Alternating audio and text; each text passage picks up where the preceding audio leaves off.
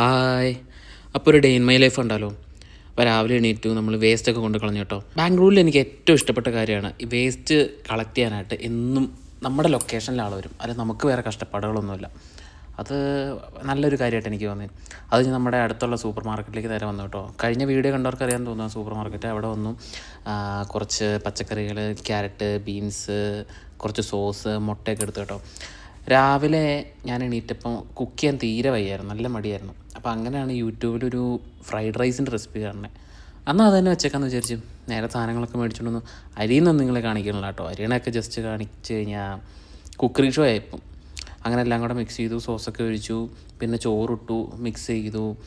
ശരിക്കും പറഞ്ഞാൽ ഫ്രൈഡ് റൈസാണ് ഉദ്ദേശിച്ചത്, പക്ഷേ ഉണ്ടാക്കി വന്നപ്പോൾ എഗ് റൈസ് ആയി കേട്ടോ. എന്നാലും നല്ല ടേസ്റ്റ് ഉണ്ടായിരുന്നു കേട്ടോ. അപ്പോൾ ശരി, ഞാൻ പാക്ക് ചെയ്യട്ടെ. ചോറ് ഉച്ചത്തേക്കുള്ള പാക്ക് ചെയ്തു, രാത്രിത്തേക്കുള്ള അവിടെ തന്നെ വെച്ചു. ഇനി ഞാൻ ഇറങ്ങുവാണേ. Bye bye.